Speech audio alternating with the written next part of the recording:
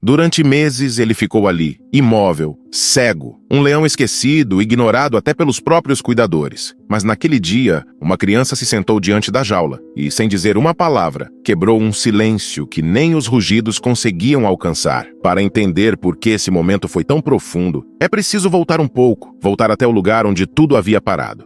Havia um canto no santuário de animais de Limpopo, no interior da África do Sul, que quase ninguém visitava. Não por ser proibido, mas porque não havia nada ali que chamasse atenção. Sem rugidos, sem saltos, sem aquele brilho feroz que os turistas vinham buscar. Apenas um cercado de terra seca, poeira acumulada nos cantos, e um velho leão deitado junto à sombra de uma árvore retorcida. Seu nome era Baruti. Significa professor, em uma língua ancestral da região. Mas ninguém ali se lembrava mais disso. Os olhos de Baruti haviam perdido a luz. Não de um dia para o outro, mas lentamente, como uma chama que apaga sem que ninguém perceba. Primeiro vieram os acidentes, a pata mal colocada, o choque contra as grades. Depois o olhar que vagava no vazio e a recusa em se levantar mesmo com comida próxima. Até que restaram apenas os olhos nublados, virados para dentro, como se tudo que lhe restasse fosse memória. Suas cicatrizes contavam histórias que ninguém sabia decifrar. Cortes antigos, costelas salientes, uma orelha rasgada pela metade, talvez vindas de uma vida anterior, quando ainda rugia com força e disputava espaço com outros machos sob o sol implacável da savana, ou talvez causadas pelo abandono lento, feridas que se abrem não por violência, mas por tempo. Os cuidadores passavam, deixavam a ração num canto e seguiam. Não havia maldade, só a resignação prática de quem aprendeu a lidar com perdas antes mesmo que elas terminem. Falavam baixo ao se referirem a ele. É o cego, não come direito, já viveu mais do que devia. Baruti nunca respondia, não rosnava, não se arrastava até a cerca, não seguia os passos com o focinho. Apenas respirava, longamente, como quem ainda insiste em permanecer num corpo onde o mundo já não chega. As crianças, quando passavam, puxadas por guias apressados, olhavam para os leões jovens que corriam de um lado ao outro da jaula vizinha. Ali sim havia espetáculo. Ali sim valia a pena tirar uma foto. Mas ninguém fotografava Baruti, nem mesmo para contar que ele existia. E assim, dia após dia, ele permanecia, deitado, imóvel, invisível, até que o silêncio em torno de sua jaula já não parecia apenas ausência de som, mas uma espécie de véu, como se o próprio tempo tivesse deixado de correr ali dentro. Ninguém sabia, ou talvez já tivessem esquecido, que mesmo os leões em silêncio ainda ouvem, ainda sentem, ainda esperam. Baruti não esperava muito, apenas algo que o lembrasse que por dentro ainda havia vida, mesmo que o mundo já tivesse parado de olhar. Mas naquela manhã, enquanto a poeira subia ao longe e o barulho de um motor se aproximava, algo começava a mudar, não dentro da jaula, mas fora dela. Quando um ônibus escolar chegou levantando poeira pela estrada de terra. Dele desceram crianças aos montes vestindo uniformes coloridos e vozes animadas, corriam em grupos, tropeçando em suas próprias mochilas, apontando para os animais com os olhos arregalados e os celulares em punho. Entre elas vinha Ayu, pequena, silenciosa, os passos sempre um pouco atrás dos demais. Não era tristeza, era outro tipo de silêncio, o de quem observa mais do que fala e sente mais do que mostra. Ayu carregava consigo uma mochila gasta, onde, entre cadernos rabiscados e um lanche embrulhado, havia uma flauta de madeira esculpida à mão. Foi presente do avô, para quando o coração ficar pesado demais, ele dissera, ao entregar o instrumento com delicadeza. Ayu aprendera a tocar sozinha, nos finais de tarde, sentada nos degraus da varanda. Não sabia ler música, mas conhecia os sons que faziam o peito doer menos. Enquanto seus colegas se empolgavam diante das jaulas maiores,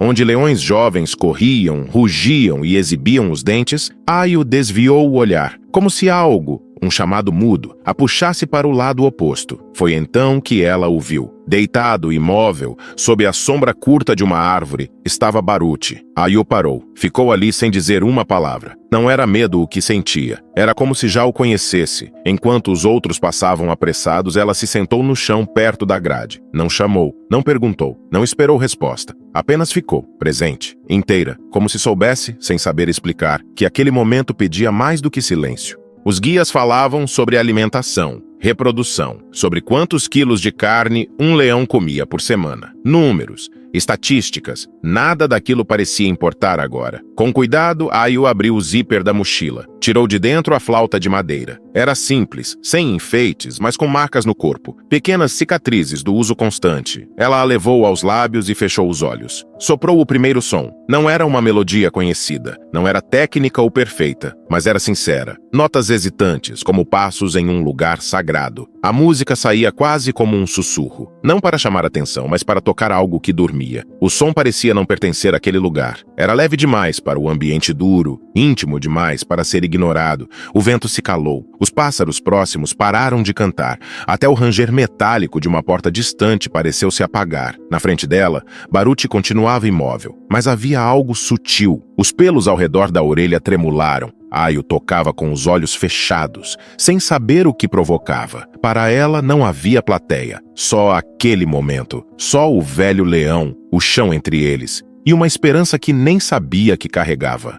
De repente, sem aviso algum, algo se moveu. Baruch não levantou a cabeça de imediato. Foi só um leve tremor, um girar lento das orelhas em direção ao som. Depois, os olhos nublados, opacos, tentaram focar, como se procurassem no ar uma lembrança. E então, pela primeira vez em dias, talvez semanas, ele ergueu a cabeça. Devagar, como quem acorda de um sonho longo demais. A poeira grudada no pescoço caiu em pequenas nuvens. Os músculos protestaram, mas obedeceram. Ayu continuava tocando. Não viu o movimento de imediato. Estava de olhos fechados, mergulhada no som, no calor do sol que começava a bater nas costas, no silêncio ao redor. Quando enfim abriu os olhos, viu Baruch olhando em sua direção. Não com agressividade, nem com medo. Era outro tipo de olhar, uma espécie de curiosidade quieta, como se ele estivesse tentando se lembrar de algo perdido há muito tempo. O corpo ainda estava deitado, mas o rosto erguido, o focinho levemente virado para a menina. Os olhos, embora cegos, pareciam buscar, não com a visão, mas com a memória. Ayu não se moveu, não sorriu, não falou, não largou a flauta. Apenas continuou, nota após nota, como quem responde a um chamado que não se ouve com os ouvidos. Alguns passos distantes, um dos cuidadores parou por um segundo, franziu a testa. Algo estava fora do esperado.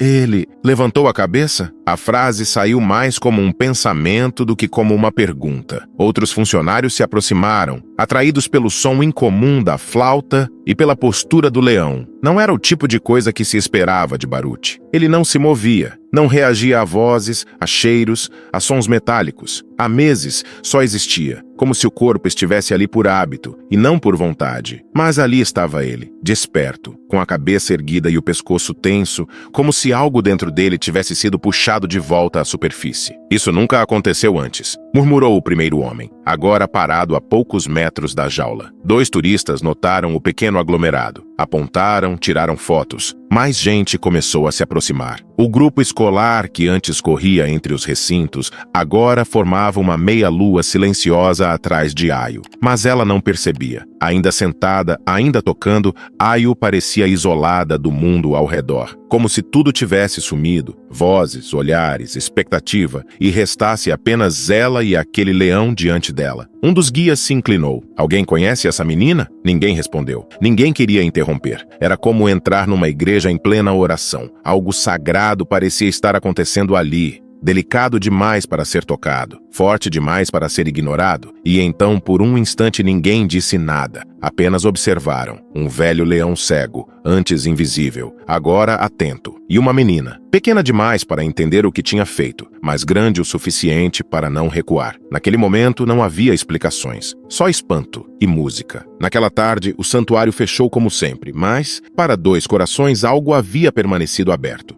Na manhã seguinte, antes mesmo que os portões do santuário abrissem ao público, Ayu já esperava com a mãe do lado de fora. Não pediu para voltar, apenas olhou, e a mãe, sem perguntar, entendeu. Voltaram. Dessa vez não havia excursão, nem risos, nem correria. Ayu entrou devagar, com a flauta na mão e os olhos fixos no mesmo canto esquecido do santuário. Baruch já estava lá, sentado, não deitado, postura ereta, a cabeça voltada para a cerca, como se soubesse que ela viria. Como se esperasse. Ayu se aproximou com passos leves como quem respeita o terreno de outro ser. Sentou-se no mesmo lugar, Não falou, não sorriu, apenas começou a tocar. Dessa vez a melodia veio mais firme, ainda simples, ainda íntima, mas com um fio de alegria escondido entre as notas. Baruch não se moveu muito, não precisava. Bastava estar ali, presente, alerta. Seus ouvidos seguiam cada som, como se traçassem um mapa invisível da presença da menina. E por vezes, quando a música cessava, ele inclinava levemente o rosto, como se pedisse mais. O vínculo entre os dois era estranho para quem olhava de fora. Não havia contato, não havia palavras. Mas também não havia medo, nem da parte dela, nem da dele. Ayo visitou Baruch outras vezes, sempre com a mãe. Sempre com a flauta. Alguns funcionários passaram a reparar. O leão estava comendo melhor, se aproximava da grade sem hesitação, deixava que os tratadores se aproximassem sem rosnar. O comportamento estava tão fora do padrão que um dos veterinários decidiu solicitar exames. O coração estava forte. A musculatura, apesar da idade, reagia bem. Não havia nada que justificasse o estado apático anterior. E agora, não havia como explicar essa retomada. Foi então que sugeriram algo que jamais haviam considerado antes: terapia de estímulo afetivo. A ideia parecia absurda para alguns, mas ali estava a prova viva de que algo havia mudado. E no centro disso, uma menina e sua flauta. Ayo passou a ser convidada com mais frequência. Não oficialmente. O santuário jamais anunciaria aquilo como parte de sua programação. Mas os funcionários sabiam e esperavam. Toda vez que ela tocava, o ambiente mudava. O silêncio em torno da jaula deixava de ser abandono e virava atenção, respeito. Pesquisadores começaram a visitar o local. Alguns escreviam artigos, outros apenas observavam, mas ninguém conseguia explicar com precisão o que estava acontecendo. Talvez fosse apenas reação a estímulo sonoro, talvez um caso raro de condicionamento positivo, ou talvez fosse outra coisa, algo mais simples, mais antigo, um vínculo, de alma para alma. E onde antes se via apenas um velho leão esperando o fim, agora havia esperança. Mas até mesmo os milagres, quando se tornam rotina, seguem o curso do tempo. O tempo passou rápido demais. As estações mudaram. O santuário seguiu recebendo visitantes e Baruch, agora, era mais do que um animal esquecido. Ele era uma história viva, um símbolo. Mas naquele fim de tarde, Ayo chegou em silêncio. Não com a pressa das primeiras visitas, nem com a leveza das últimas. Veio com os passos pesados de quem precisa se despedir. Estava de mudança com a família. Outra cidade, outra escola. Não haveria mais visitas semanais, não haveria mais flauta ao vivo. Ela não falou disso para Baruch, não sabia como. Apenas caminhou até o lugar de sempre, sentou-se e, antes de tocar, tirou do bolso uma pequena gravação, a mesma melodia que tocava desde o início,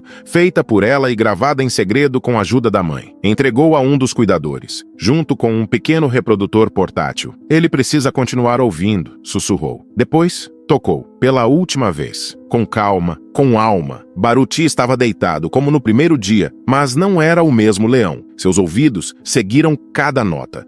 Os músculos se retesaram levemente, como se absorvessem o som pela pele. E quando a música terminou, ele não se deitou. Ficou ali, olhando na direção da menina com olhos ainda nublados, mas cheios de algo novo. Ayo se levantou, aproximou-se da grade. Não tentou tocar, apenas olhou de volta. E nesse instante, Baruch fez o que ninguém esperava. Soltou um rugido, baixo, profundo, mas cheio de presença. Não era ameaça. Não era dor, era resposta. O primeiro rugido em anos, para ela. Ayo não chorou, mas também não sorriu. Fez apenas um gesto simples, leve com a mão, como quem diz, até logo, sem prometer retorno. Depois virou as costas e foi embora. E mesmo depois que ela desapareceu entre as árvores, o rugido ainda pairava no ar. O tempo, que já andava devagar naquele canto do santuário, passou a ter outro ritmo depois da partida de Ayo. Baruch continuou ouvindo a música. Os cuidadores colocavam a gravação todas as manhãs, antes da chegada dos visitantes. E sempre que o som começava, ele se erguia, virava o rosto na direção de onde viera o milagre. E esperava, não com tristeza, mas com presença. Os dias viraram meses. E para a surpresa de todos, ele viveu mais 2 anos. 2 anos de paz, de respostas suaves ao som, de movimentos firmes mesmo que curtos, de um silêncio que agora já não era vazio. Baruch nunca voltou a rugir como naquele último dia com Ayo, mas também nunca mais voltou a ser apenas sombra. Os visitantes o observavam com respeito. Alguns ouviam a história pela boca dos guias, outros em placas discretas próximas à jaula. Baruch, o leão que respondeu à música. Ayo cresceu. Levou tempo até voltar. Quando o fez, Já não era mais criança, mas ainda trazia a flauta. Foi recebida com abraços e sorrisos pelos antigos funcionários. Mas a jaula estava vazia. Baruti havia partido semanas antes, dormindo, sem sofrimento, como quem entende que já cumpriu tudo o que precisava. Ayu se sentou no mesmo lugar de sempre. Tocou, não por ele, mas por si mesma. Eu sorriu. Ninguém sabe explicar o que aconteceu entre aquela menina e aquele leão. Alguns chamam de conexão espiritual, outros de coincidência rara. Mas no santuário virou lenda. Dizem que quando o vento sopra pelas árvores que cercam a jaula onde Baruti costumava descansar, se ouve um som muito sutil, como se alguém estivesse tocando uma flauta bem longe dentro de um sonho antigo e por um instante tudo silencia. O tempo para e o mundo se lembra. Se você se emociona com histórias como esta e quer continuar descobrindo mais relatos incríveis, não deixe de se inscrever no canal. O seu apoio é fundamental para que possamos continuar compartilhando essas histórias tocantes com você. Agora, imagine um cão que passou 7 meses sem reagir a ninguém, sem um latido, sem um olhar, sem sequer mover o rabo, até que um homem diz uma única palavra e tudo muda. Como essa palavra rompeu o silêncio? O que havia por trás daquele vazio nos olhos? E que conexão profunda unia duas almas tão machucadas? Quer descobrir o que aconteceu e sentir as emoções dessa nova história? Não perca o próximo vídeo do canal Amo Meu Patudo. Clique no vídeo que está aparecendo na sua tela e vem comigo. Grandes emoções vêm acompanhadas de grandes histórias. Até lá!